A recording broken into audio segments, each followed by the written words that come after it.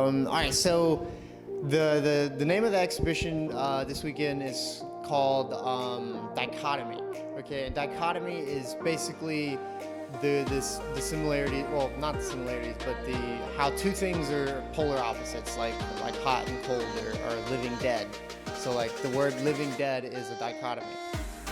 However, I'm like a fine artist, painter. That's what I've done for the past 4 years, and this year I kind of started doing digital art, and that's kind of what has taken over my creative realm.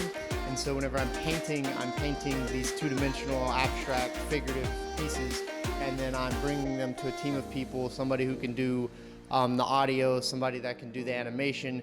And so like at the show Friday, at Dichotomy, I will be releasing an NFT with a Grammy-nominated producer. His name's Holly, and then an Indonesian artist, Pujo, who did the animation.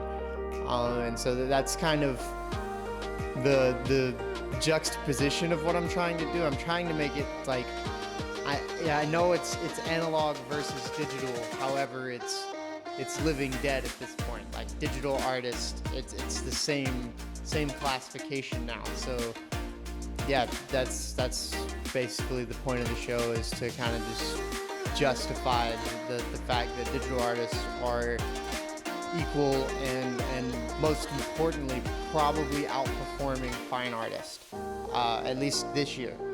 And so that's kind of the idea behind the show.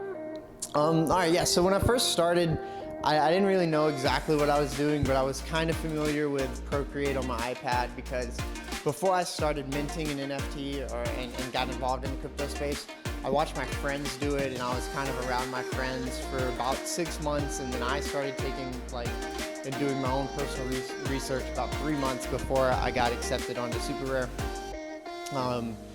And so what I kind of did was, initially I did this one drawing. My very first Genesis SuperRare piece is this one digital drawing, and it was completely digital. I posted it for like 2.5 ETH reserve, and then kind of let it be. It sat on there for a couple of weeks, and then I think my second one, I glitched out a picture of like a painting. So I had a painting that I had already made. I just took a picture of it, and then I kind of did the glitch effect on the painting, and yeah, so that one I think was my second one. I could be wrong, but basically, whenever I was first starting out, I was kind of going in between on how to include physicals and how to include like digital work. Like how do I separate the two, or do I separate them, or are they the same thing?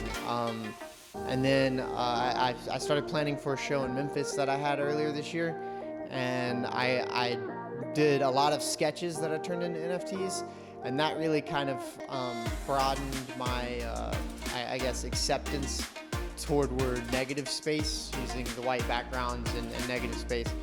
And so that kind of was apparent in a few of my like faces, which is a collection I have on Rarible.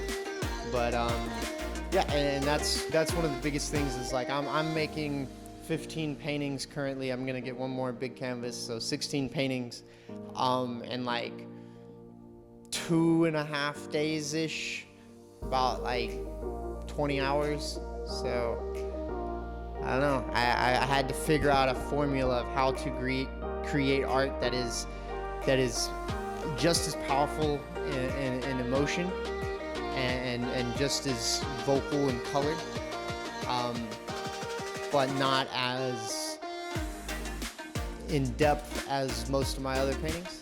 And the NFTs that are going to be being presented are all 3 digitals, and they're like digital animations, because that's kind of where my NFTs have gone.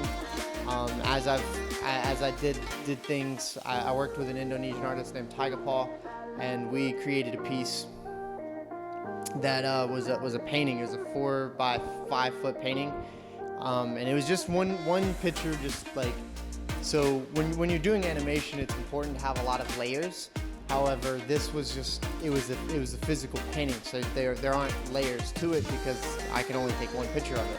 So Tigerpaw actually had to deconstruct the painting and fill in certain spots and bring layers out to turn it into this three-dimensional thing that went from the painting all the way into this three-dimensional character existing in the world back into the painting.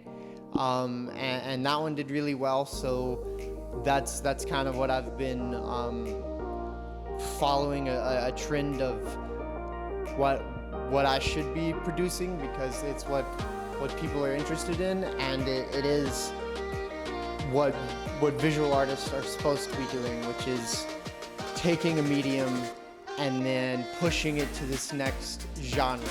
And all I'm doing is simply taking fine art and pushing it into the third dimension of the internet. If you go to my website, asimsart.com, so it's ASIMS art.com, that on the front page of the website, it has absolutely everything you need. So it'll have a link to the Eventbrite, which you don't necessarily need. You don't need to do that. It's free, so you can just come. But then there's a map at the bottom, so it shows you where it's at, and then it kind of gives you the hours, the flyers on there. So it's from 7 to 10 p.m. on Friday night, and that's whenever it's going to be like an actual big thing. And then Saturday and Sunday we're going to be open, just kind of to come in and walk around and see what's up. But yeah, so that's kind of that. We're gonna have, it's gonna look totally different. I have like a trip to IKEA I still have to make, and I have to paint some furniture, and we're getting a fog machine, and I'm gonna get a lamp, and this place is gonna look not like this place.